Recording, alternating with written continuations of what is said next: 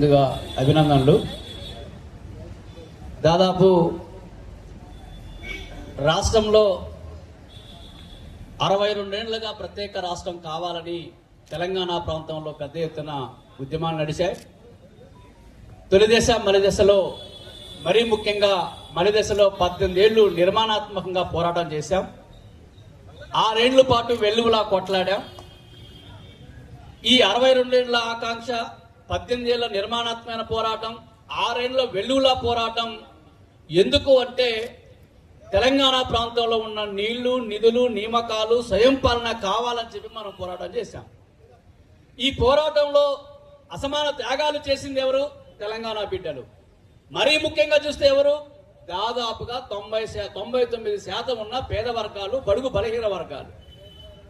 వచ్చిన తెలంగాణలో ఎవరికి ఉపయోగపడింది తెలంగాణ? భౌగోళికంగా మనం పోరాటం చేసి తెలంగాణ సాధించిన తర్వాత సాధించిన తెలంగాణ ఎవరికి ఉపయోగపడింది అంటే ఈ రాష్ట్రంలో ఉన్న భూస్వాములకి, పెట్టుబడిదారులకి, ఆధిపత్య వర్గాలకి తప్ప అట్టడుగు వర్గాలు ఉన్నటువంటి పేదలకు ఆ ఫలితాలు అందలేదు.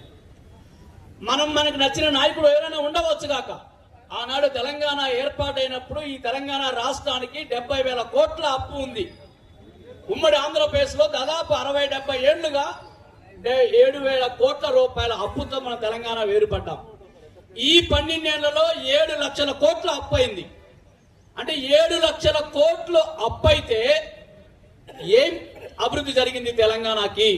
నీళ్లు కానీ, నిధులు కానీ, నియామకాలు కానీ, బిల్డింగులు కానీ, హాస్టల్ బిల్డింగులు కానీ, రోడ్లు కానీ, పేదలకు ఇల్లు కానీ, హాస్పిటల్ కానీ, స్కూల్స్ కానీ ఏమన్నా అందాయా అంటే లక్షల కోట్లు పెరుగుతున్నాయి.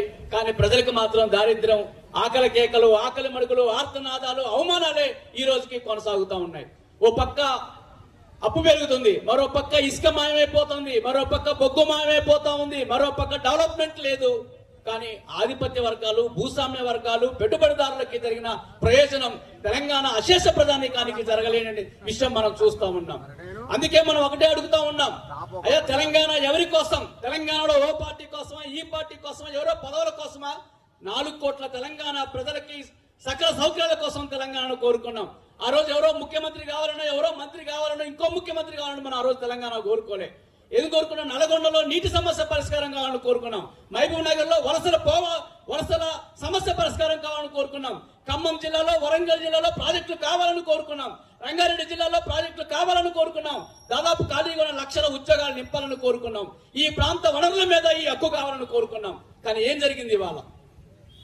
ఆనాడు తెలంగాణకి జాతిపితగా మారే అవకాశం ఉన్న కేసీఆర్ గారు అహంకారంగా ఇవాళ వ్యవహరించడం కారణంగా తెలంగాణ ప్రజలకు దూరం అయ్యాడు. ఇవాళ కాంగ్రెస్ ప్రభుత్వం తెలంగాణ ప్రజలు తీసుకొచ్చారు. వచ్చిన తెలంగాణ ప్రజలతో కాంగ్రెస్ ప్రభుత్వం వస్తే ఆనాడు కనీసం పేదవాళ్ళు జాగేసుకుంటా జాకి రెగ్యులరైజేషన్ అయింది ఆనాడు. ఈ రోజు పేదవాళ్ల స్థలాలు కూల్చి బుల్డోజర్లు పెట్టి చేస్తా ఉన్న స్థితి ఉంది. ఇవాళ వెలుగుమట్టలో దాదాపు 10 ఏళ్లుగా ఉన్న వాళ్ళు కూల్చేశారు. హైదరాబాద్ లో హైదరాబాద్ మీద కూల్చేస్తున్నారు. 2 లక్షల ఉద్యోగాలు ఖాళీగా ఉన్నాయి. 2 లక్షల ఉద్యోగాలు నింపట్లేదు.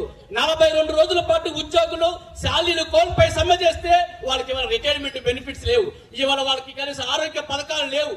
ఏ వర్గాలు తెలంగాణ కోసం రోడ్డెక్కారో, ఏ వర్గాలు తెలంగాణ కోసం త్యాగాలు చేశారో, ఏ వర్గాలు తెలంగాణ కోసం నిలదించారో ఇవాళ ఆ వర్గాలని ప్రభుత్వాలు విస్మరించాయి. అందుకే మిత్రులారా, మనం భౌగోళిక తెలంగాణ సాధించాం.